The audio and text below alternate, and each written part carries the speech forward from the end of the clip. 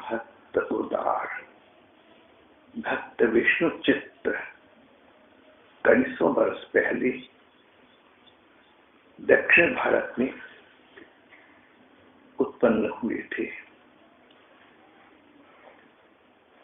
मद्रास के आसपास एक गांव में इनका एक धर्म दंपति के द्वारा जन्म हुआ। माता पिता पद्मा और मुकुंद भक्त हृदय थे। भगवान से प्रार्थना करते थे, भगवान संतान दो तो ऐसी देना जो तुम्हारे प्रति भक्ति भाव से संपन्न हो। प्रभु कुछ देना न देना, पर भक्त संतान देना, कोई ध्रुव देना, कोई प्रहलाद देना हमें। भगवान हमारी वंचना न करो, हमारी इस प्रार्थना को स्वीकार कर दो। कुछ दो न दो, भक्त संतान दो।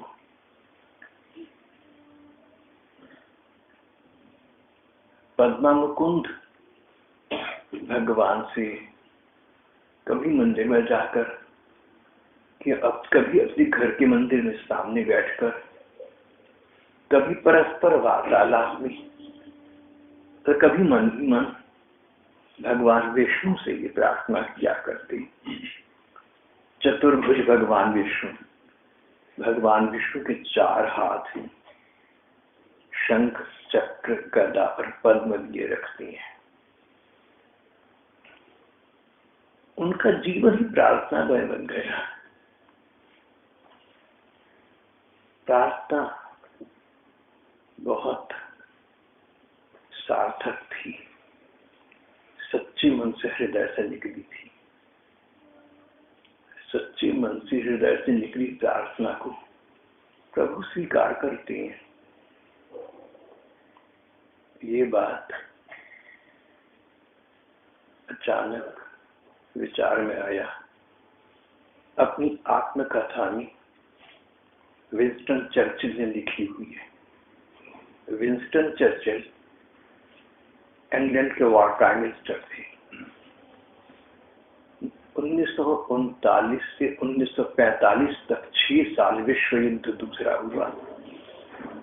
उसमें ब्रिटिश साम्राज्य के प्रधानमंत्री विंस्टन चर्चिल थे। आज ही दुनिया पर उस समय इंग्लैंड का राज था। उन्होंने अपनी आत्मकथा में लिखा, माई अर्ली लाइफ। इस अध्याय के नाम से, इस चैप्टर के नाम से अगर आप उनकी आत्मकथा देखें तो उसमें आरंभ में आपको ये अध्याय मिलेगा, अंग्रेजी में चैप्टर मिलेगा, माई अर्ली लाइफ। उसमें उन्होंने बहुत लंबा वृत्तांत लिखा है कि किस प्रकार अज्ञात स्थान पर दुश्मन के डेरे पर एक बार बस भगवान से की प्रार्थना ने ही उनको जीवन दान दिया। प्रार्थना बड़ी शक्ति है।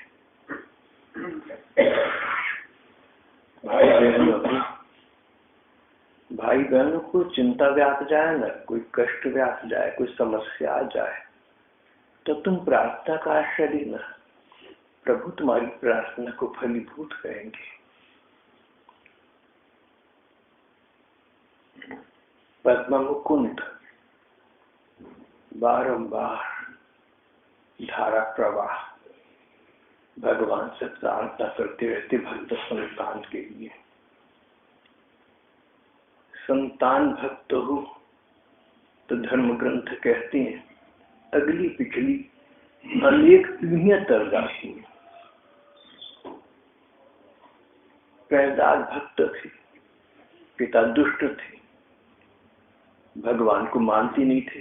हिरण्यकशिपु राक्षस प्रहलाद को डर था कि वो तो बड़ी भीषण नरक में जाएंगे। भगवान प्रकट हुए, वर मांगने को बाध्य किया। प्रहलाद बोले, प्रभु वर तो यही है कि आपका वरद हस्त कंधे पर सो तो प्राप्त हो गया, पर आपकी आज्ञा है उसका पालन करने के लिए वर मांगता हूँ कि मेरे पिता आपके शत्रु थे, पर मेरा मन चाहता है उनको यातना न मिले, उनको नारकीय यातना न मिले भगवान, उनको सुख प्राप्त हो। पुत्र हो तो प्रहलाद जैसा। बुढ़ापे में तो माता पिता की सेवा कई बच्चे करते हैं, अच्छे बच्चे आज भी करते हैं, लेकिन परलोक में पिता की चिंता होना। भक्त था ना, भक्त संतान धन्य है, माता पिता धन्य जिनकी भक्त संतान। प्रहलाद जैसी, प्रहलाद ने ये वर मांगा, मेरे पिता की सदगति हो।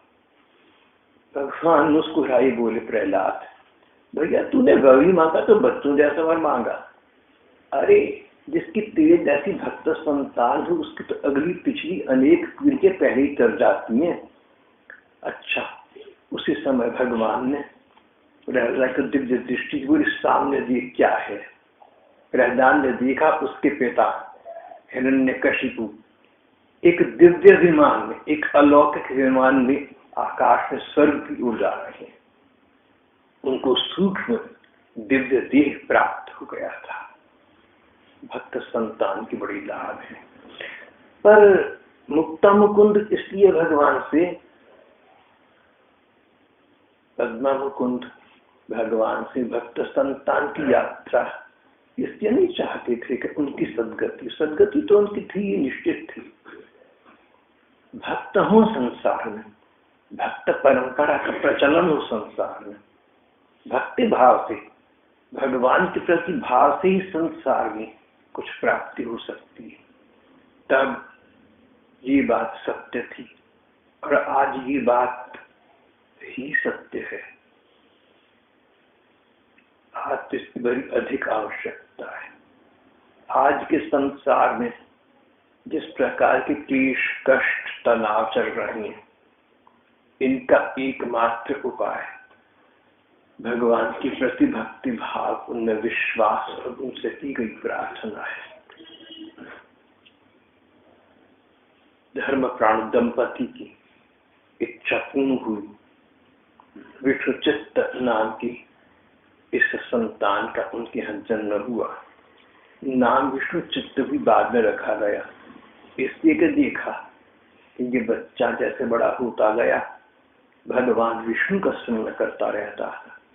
जन्मजात प्रतिभा थी इसमें, जन्म से ही भगवान के प्रति प्रीति का भाव था। विष्णु भगवान इसका चित्त लगा रहता था, विष्णु चित्त नाम ही पड़ गया। ऐसे काम करो तुम कि तुम्हारा अब भी कोई दुनिया नाम लेकर बात करे तो तुम्हारा सम्मान हो, तुम्हारा गौरव हो, तुम्हारी संतान सुने उसको भी गौरव प्रतीत हो।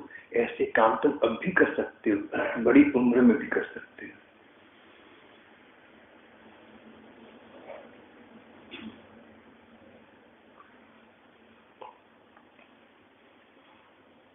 समय व्यतीत होता गया, विष्णुचित्त बड़े हो चुके थे, पिता की संपत्ति उनके पास आ गई थी।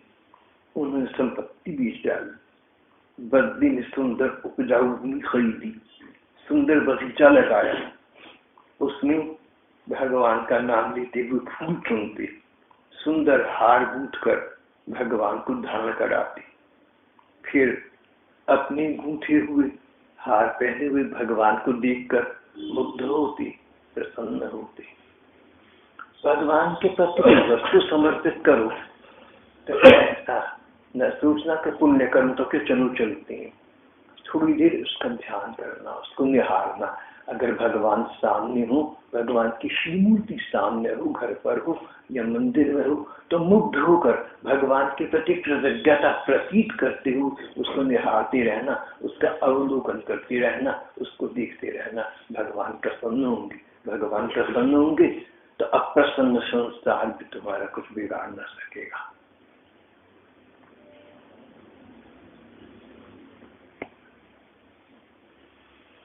अब विष्णुचित्त भगवान के अतिरिक्त इन्हें कुछ सूझता ही नहीं था।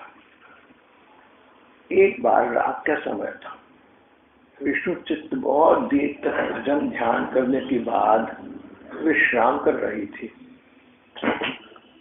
भगवान ने स्वप्न में दर्शन दिए और कहा, विष्णु चित्त तुम मदुरा जाओ और वहां के धर्मात्मा राजा बलदेव से मिलो, वहां मेरे नाम का, मेरी पूजा का प्रचार करो। मदुरा जाओ। भगवान स्वप्न देकर झिलमिल हो गए। मदुरा सचमुच वहां पर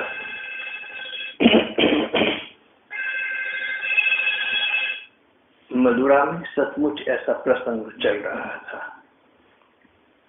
मदुरा के राजा बलदेव थे। बलदेव का शासन अपनी राजनगरी के चारों ओर फैला हुआ था। उन दिनों बहुत से राजा ऐसे थे जो प्रजा का ध्यान, अपनी संतान का जितना ध्यान रखते थे उससे भी अधिक रखते थे। प्रजा के मन की बात को जानने के लिए, प्रजा के कष्टों को जानने के लिए रात के समय वेश बदलकर जहां तहां घूमा करते, पता लगाने के लिए कि जिधर जिधर लोग किस प्रकार की चर्चा, कैसी बातें कर रहे हैं। एक स्थान पर राजा बलदेव ने रात के समय एक नए व्यक्ति को देखा। एक पेड़ के नीचे विश्राम कर रहा था। राजा ने कहा, आप कौन हैं, कहां से आए हैं? अग्निहोत्री बोला तो भगवान आप क्या प्रश्न कर, मैं कौन हूं? आपकी तरह से एक मनुष्य हूं। कहां से आया हूं? भगवान के पास से आया हूं। कहां जा रहा हूं? भगवान के पास संग। मनुष्य का सबका यही जीवन है, और आप क्या पूछना चाहते हैं, पूछ लीजिए। राजा बलदेव ने सोचा कोई महापुरुष, विज्ञानी, विद्वानी नजर आता है। बोले, अच्छा मैं तो ये जानना चाहता हूँ कि इस समय रात को आप विश्राम कर रही हैं, तो आप कहीं उचित स्थान पर, आराम के स्थान पर क्यों नहीं ठहरे? बोले, महाराज तो क्या कहते हैं, नदी और साधु एक स्थान पर पड़े अच्छे नहीं लगते, तो हम तो एक स्थान से आए, रात हो गई, जहाँ पेड़ के नीचे पड़ गए, सुबह उठेंगे नदी स्थान के लिए, आगे निकल जाएंगे। गंगा स्नान करके आ रहा हूं और आगे जा रहा हूं। विशुद्ध चित्त की बात नहीं दोबारा कहूंगा। उस आगंतुक की बात सुनकर राजा बलदेव पर गहरा प्रभाव पड़ा। राजा ने कहा, भगवान मैं आपको प्रणाम करता हूं। भगवान, इस मदुरा नगरी का राजा मैं बलदेव आपके चरणों में नम्रता पूर्वक नमन करता हूं। अगर थोड़ी सी भी आप मुझमें योग्यता देखें, थोड़ी सी पात्रता देखें, तो मेरी प्रार्थना को स्वीकार करें। आपके जीवन का जो अनुभव हम लोगों के लिए उचित और उपयोग हो, आपके जीवन का जो अनुभव हम लोगों के लिए, हम गृहस्थों के लिए उचित उपयोग हो, कृपा करके थोड़े से शब्दों में आप मेरे प्रति उसका उल्लेख कर दें। आगंतुक ने, साधु ने कहा, महाराज वर्षार्थमष्टो प्रयतीत मास्ताम निशार्थमर्धम दिवसम यतीत पर जन्म से कुछ ऐसा श्लोक बोला। राजा ने कहा, भगवान संस्कृत से मैं अनभिज्ञ हूँ, कृपा करके आप इस श्लोक का भावार्थ मुझे बतला दी तो आपकी महती कृपा होगी, आपकी महान कृपा होगी। बोले, हाँ हाँ सिद्धार्थ भैया, मनुष्य को चाहिए 8 महीने तक खूब परिश्रम करे। ये कई सौ बरस पुरानी बात है, जब बारिश की 4 महीने में लोग घरों से नहीं निकलते थे, 8 महीने घूमते फिरते थे। मनुष्य को चाहिए कि 8 महीने तक खूब परिश्रम करे, जिससे वह वर्षा ऋतु में सुख पूर्वक खा सके, दिन भर परिश्रम करे, जिससे रात में सुख की नींद सो सके, जब तक धन का, शिक्षा का अर्जन कर सके, जब तक आजीविका कमा सके, तब तक बुढ़ापे के लिए संग्रह करे।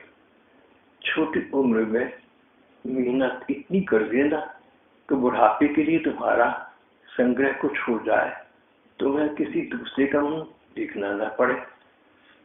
परमुखापेक्षी कभी न बनना। परमुखापेक्षी दूसरे का मुंह देखना किसी इच्छा पूर्ति के लिए, किसी आवश्यकता पूर्ति के लिए। स्वावलंबी आज भी हो तो आगे भी बनी रहना।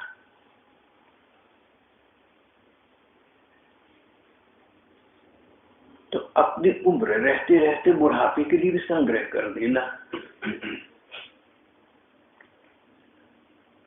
8 महीने तक खूब परिश्रम करे, जिससे वर्षाती ऋतु में सुखपूर्वक कह सके।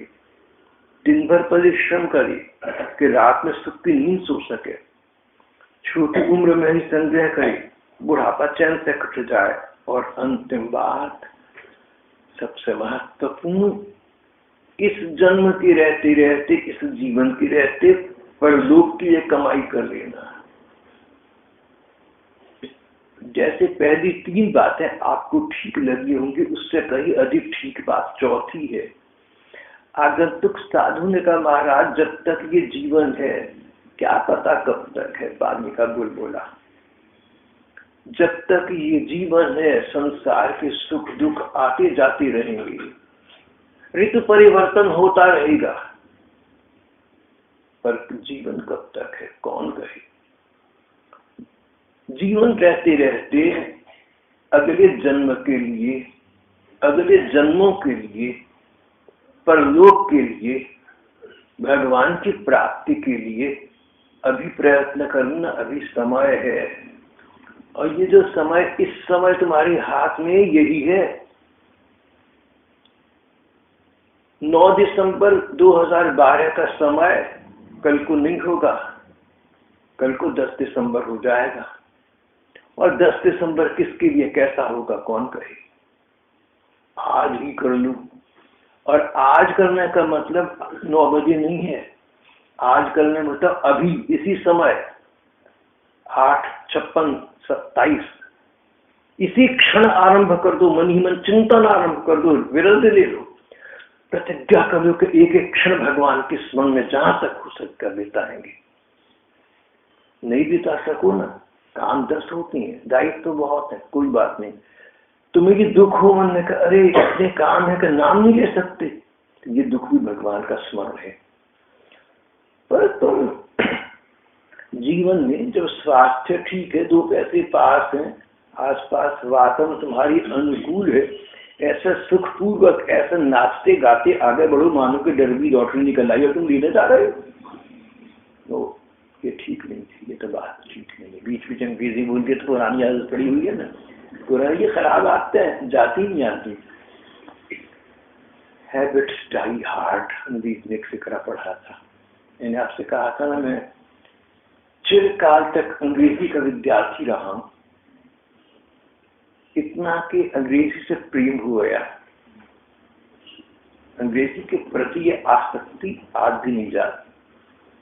पुरानी बात है, किसी ने मुझसे कहा कि आपने तो सब छोड़ दिया था, कुछ लगता है सब छोड़ने के बाद किसी की याद आती है अब आपको, कहा मैंने छोड़ दिया, अच्छा ही करा वो मेरे पास होती। मैंने कहा सब छोड़ दिया तो नहीं कह सकता, सब कुछ तो चल रहा है, थोड़ी बहुत चीजें छोड़ी, लेकिन हाँ, उसने कहा ऐसी कोई चीज जिसकी आपको याद आती है, कहा मैंने क्यों छोड़ दी, मेरे पास रहती। मैंने कहा एक है देवी। कहने कौन सी देवी है भाई साहब, ऐसी सौभाग्यशाली। मैंने कहा अंग्रेजी देवी।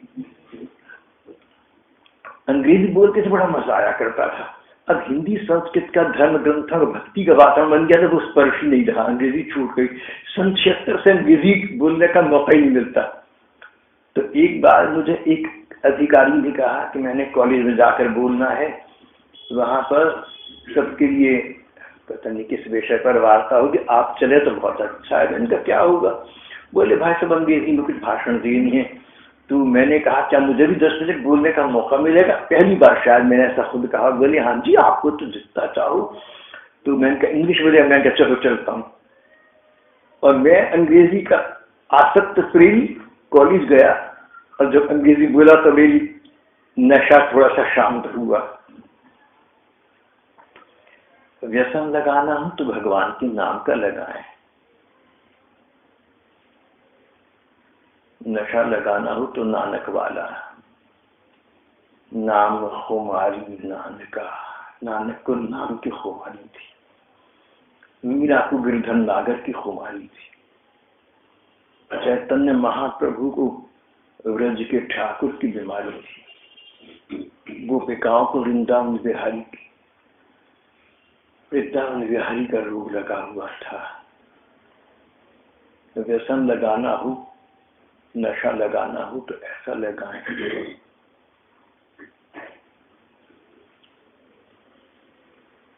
राजा बलदेव बड़े प्रभावित हुए।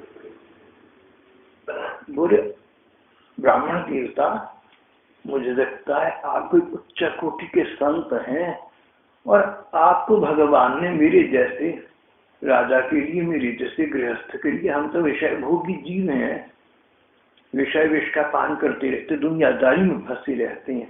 लगता है प्रभु की मुझ पर अकारण कृपा है जो आपको प्रेरित करके यहाँ तक भेजा, मुझे आपके संपर्क में ला दिया। अच्छा आप बताइए कि मुझे इस समय क्या करना चाहिए? बोले भाई मैं जो कह सकता था कह चुका। मैंने तुमसे कहा था मैं तीर्थ यात्री हूँ, पर्यटनशील हूँ, भ्रमणशील हूँ, घूमता फिरता रहता हूँ। मैंने तो आगे चले ही जाना है। आप अपनी नगरी में पता लगाकर इस सच्चे संत से पता लगाएं तो आपको विवरण प्राप्त हो जाएगा।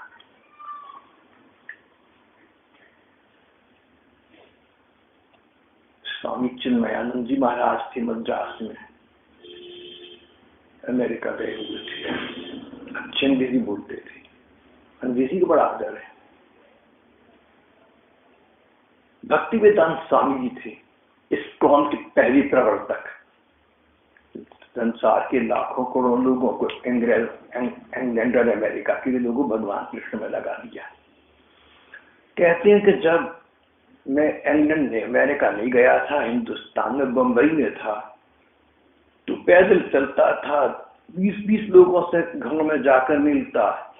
कई तो मुझे बैठने को भी नहीं कहते थे। मैं तो ये सत्संग है, तुम आना। हाँ जी आएंगे। बोले घंटों की पैदल चलने के बाद जब इतवार आता तो 20 में से 4 आदमी मुश्किल से होते।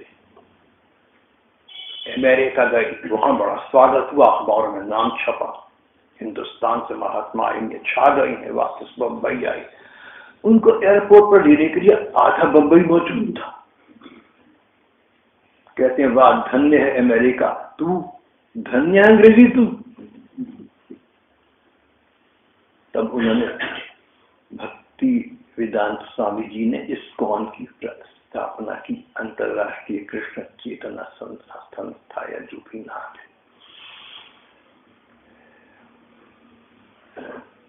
तो चिन्मयानंद जी महाराज कहने लगे, अंग्रेजी बहुत बोलते थे, अमेरिका गए हुए थे।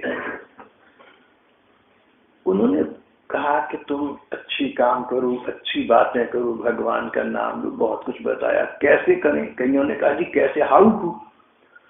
कहने का I can advise a young man to marry a good girl. I can advise a young man to marry a good girl, but where the girl is sir I don't know. बड़ी ठीक बोले, मैं ये तो कहूंगा लड़के से एक अच्छी लड़की है, किस स्वभाव की, शक्ल में मत जाइयो, स्वभाव देखियो। स्वामी फिर कौन सी लड़की है, मुझे क्या पता। मुस्कुराकर उन्होंने कहा बात समाप्त कर दी। यहाँ पर महात्मा कहने लगे कि तुम्हारी अपनी नगरी में तो मेरे संसार में अच्छे संत भरी पड़ी हैं। चली गई। राजा ने अपने पुरोहित जी से ये बात कही और कहा कि महाराज कोई संत बताइए जो मुझे मार्ग बता सके। पुरोहित जी ने भगवान की महिमा कही, प्रार्थना की महिमा कही, नाम रूप की महिमा कही, पर कहा महाराज मैं तो आपका वेतन भोगी पुरोहित हूँ, आपके दरबार से अन्न लेकर ग्रहण करता हूँ, तो मैं इस योग्य नहीं हूं कि गुरु के पद पर आपको आसन होकर, जो पैसा लेता हो उसको गुरु नहीं हो सकता। जो लौकिक स्वार्थ की पूर्ति करता हो तुमसे, वो तुम्हारा गुरु नहीं हो सकता। जो तुमसे 4 पैसे लेता हो तुम्हारा गुरु नहीं हो सकता। बोले महाराज मैं तो वेतन भोगी हूं। आप धर्म की तात्विक वस्तु का निरूपण करने के, धर्म का सच्चा रूप जानने के लिए, सच्चा कर्तव्य जानने के लिए सभी धर्मों के संतों को अपने यहाँ आमंत्रित करिए। अपने अपने पंथ के विषय में सब बोलेंगे, जो आपको उचित मत लगे उसको आप मान जाइए। हो सकता है फिर भी पता न लगे, किसी की बात आपको ठीक लगे, पर इस बहाने अनेक अनेक धर्मों के अनेक अनेक संतों के दर्शन तो हो भी जाएंगे। ये शुभ काम तो अपने आप में हो जाएगा। राजा ने ढिंडोरी पिटवा दी और देश विदेश में अपने संदेश भेज दिए कि मुझे संत जन चाहिए जो मुझे मेरा पथ प्रशस्त करें। यहाँ रात के समय भगवान विष्णु ने राजा विष्णुचित्त को सपना दिया था, तुम बलदेव राजा ने कहा है मथुरा जाओ और वहां पर धर्म का प्रतिपादन करो। विष्णुचित्त वहां पहुंचे।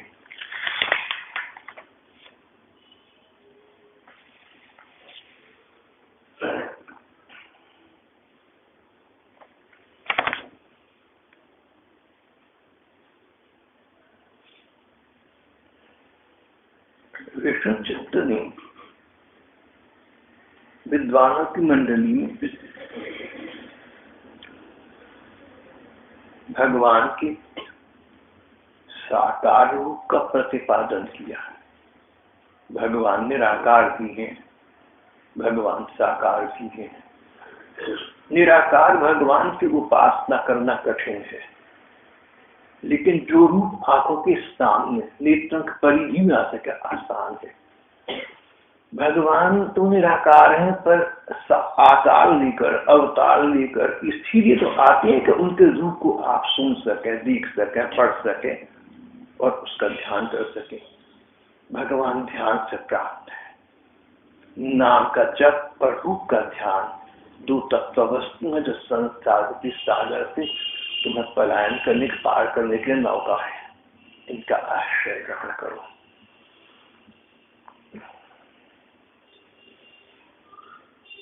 इस प्रकार महात्मा विष्णुचित्त ने राजा को भगवान के विषय में अनेक अच्छी अच्छी बातें बताई। वो अच्छी अच्छी बातें महात्माओं से और शास्त्रों से पढ़कर यहाँ सत्संग में आती रहती है। अगर इस समय में उनका वर्णन करूंगा फिर तो पाठ समाप्ति कभी नहीं होगा। आप चले जाएंगे, दरी उठाने वाला भी कोई नहीं रहेगा। कौन सुनेगा इतनी लंबी बात। एक महात्मा की देर तक बोलते रहे, शोक से रह रहा। सिर हिलाने का मतलब कि हाँ जी समझ में आ गई बात, अब खत्म करो। वो समझे मजा बहुत आ गया, खूब बोली। धीरे धीरे करके एक एक खिसकते गए। एक रह गया बैठा हुआ। बोले भैया तू असली भक्त है, असली श्रोता है, अच्छा तू बता। बोला जी दरी उठाने की ड्यूटी है मेरी, आप खत्म करें तो दरी उठाओ।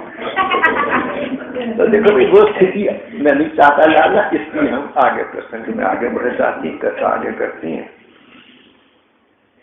राजा को समझ आ गया कि भगवान ही सबसे बड़े हैं, सबसे अपने हैं।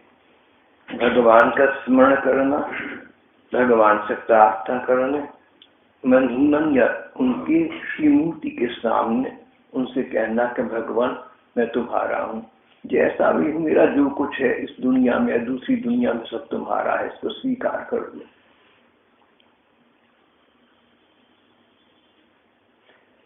यो हम ममास्त यत्किंचित् इहलोके परत्र च तत्सर्वं भवतोरुद्य।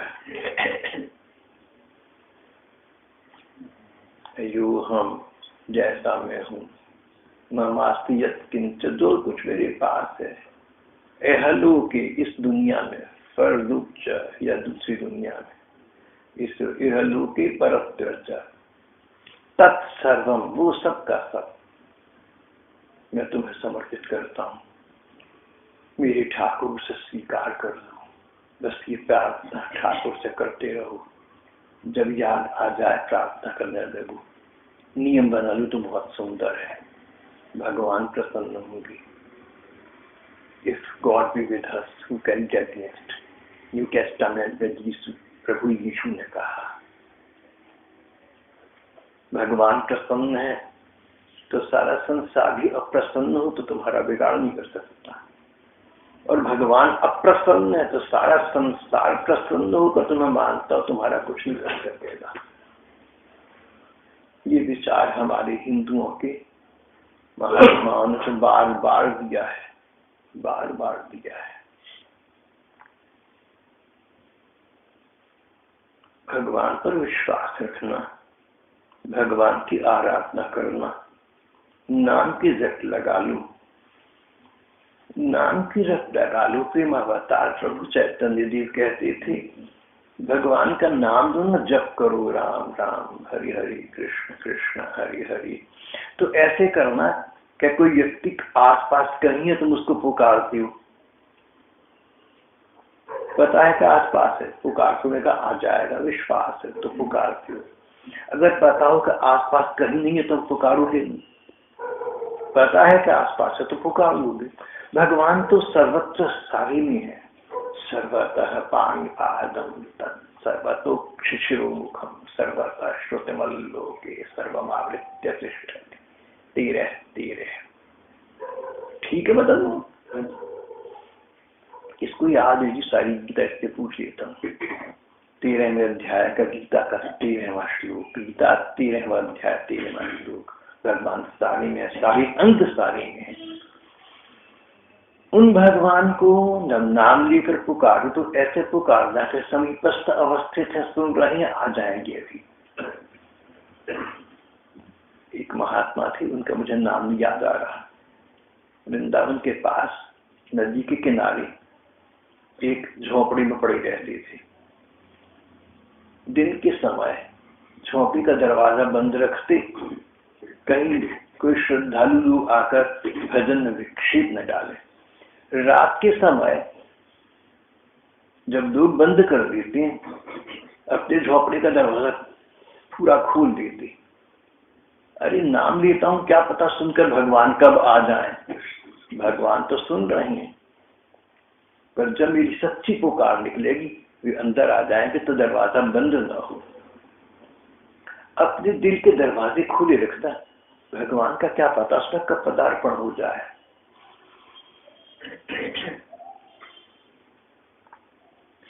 विष्णु चित्त के उपदेश का राजा पर बड़ा प्रभाव पड़ा, उनके चरणों पर गिर पड़ा। अपने गुरु के रूप में उनका वर्णन किया, धूमधाम के साथ उनका जुलूस निकाला। विष्णु चित्त इस सम्मान से प्रसन्न नहीं हुए। उनको लगा कि मैं सम्मान का शिकार बन गया, मैं तो इसलिए नहीं आया था। भगवान तुमने ये क्या कर दिया, प्रतिष्ठा मेरा क्या करे। जब तक मैं हूं तब तक प्रतिष्ठा है मेरी, बात तो प्रतिष्ठा मेरा कुछ नहीं कर सकेगी। अब ये जन्म की वस्तु जो उपार्जित करने के नाम का जप, रूप का ध्यान है। प्रभु वहां से विचलित कर तुमने मुझे सम्मान दिलवा दिया। दुखी होकर, उपराम होकर, इंडिफरेंट होकर सारे सम्मान से आकाश की ओर देखा तो भगवान विष्णु सामने विराजे, प्रसन्न होकर मुस्कुरा रही थी।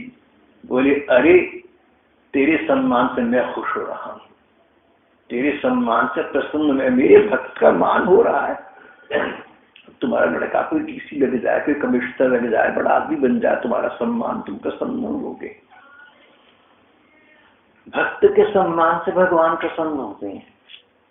भगवान का सम्मान करो तो क्या हो गया, हमारी तुम्हारे से बड़े बड़े लोग भगवान का सम्मान कर रहे हैं। भगवान का सम्मान तो सारे संसार के जो राजा महाराज है उन्होंने किया। आज के राजा महाराजा वो भी सम्मान भगवान का करते होंगे मन ही मन, सभी करते हैं, बड़े बड़े राजा रईस लोग।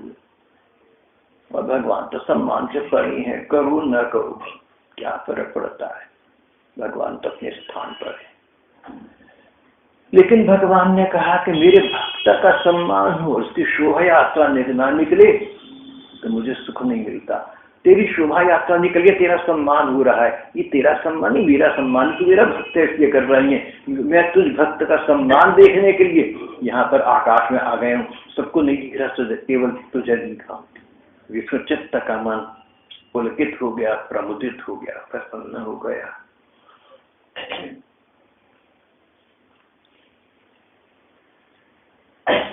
राजा से विदा लेकर विष्णुचित्त अपने गांव वापस आ गए। उन्होंने प्रकार प्रकार के सुंदर पद कविताएं अपनी भाषा में लिखी। एक में कहा, वास्तव में वेद दया के पात्र हैं। दया किस पर करनी चाहिए? दीन दुखी पर करनी चाहिए, सो तो है।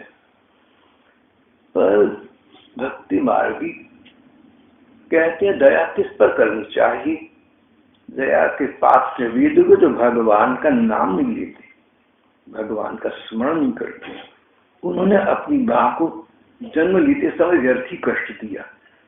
जो लोग भगवान के नाम को उच्चारण नहीं करते, वे अन्न नहीं खाते, वे पाप खाते हैं। जो बिना भोग भगवान को लगाए चीज खाते हैं, वो जहर खाते हैं। देखो, कुछ खाओ ना, मन ही मन भगवान का स्मरण कर लेना, उनका भोग लग गया।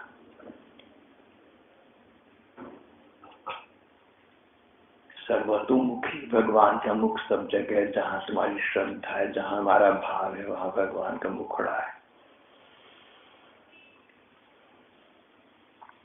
जो लोग भगवान को अपने मन मंदिर में बिठाकर प्रेम रूपी मन से उनकी पूजा करते हैं, स्मरण करते हैं, नाम का जप करते हैं, वह न केवल मृत्यु के पास से मुक्त हो जाते हैं, न केवल पाप ताप से मुक्त हो जाते हैं, न केवल नरक के भय से मुक्त हो जाते हैं, वे तो भगवान की कृपा पात्र बन जाते हैं और संसार में चोरा छोड़ने के बाद भगवान के पास सीधे पहुंच जाते हैं। जैसे प्रहलाद के पास मृत्यु देव आई, बोले भगवान आपके जाने का समय आ गया, मुझे आज्ञा हुई है कि मैं आपको ले जाऊं संसार से। भागवत कहती है, मृत्यु देव के सिर पर पांव रखकर प्रहलाद बोले चलो, और चले गए अपने धाम को।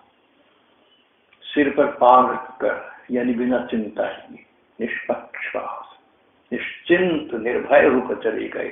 जाना कहाँ है? भगवान के धाम को जाना है। ये तो सुख का काम है, ये तो अच्छा काम है, इसमें दुख क्या, डर क्या, चिंता क्या। जिसने कभी भी आज से भी भगवान के नाम रूप व प्रार्थना का आश्रय ले गया, जिसने थोड़ा सा भी भगवान के नाम रूप का आश्रय ले लिया, वो व्यक्ति निर्भय हो गया, स्वतंत्र हो गया, निश्चिंत हो गया। भगवान उसको अपने चरणों में स्थान देंगे, उसका भविष्य उज्जवल होगा, सफल होगा, भय मुक्त होगा। इसलिए भगवान की उपासना, उनका स्मरण करना ही जीवन का चरम लक्ष्य है। लाख काम विसारिना कोटिम त्यक्त्वा हरिम भजेत। करोड़ काम छोड़कर भी भगवान का भजन करना। करोड़ काम तो इसलिए करते हो कि इस जन्म में सफलता मिले। एक काम भगवान का भजन इसलिए करना कि परलोक में सफलता मिली।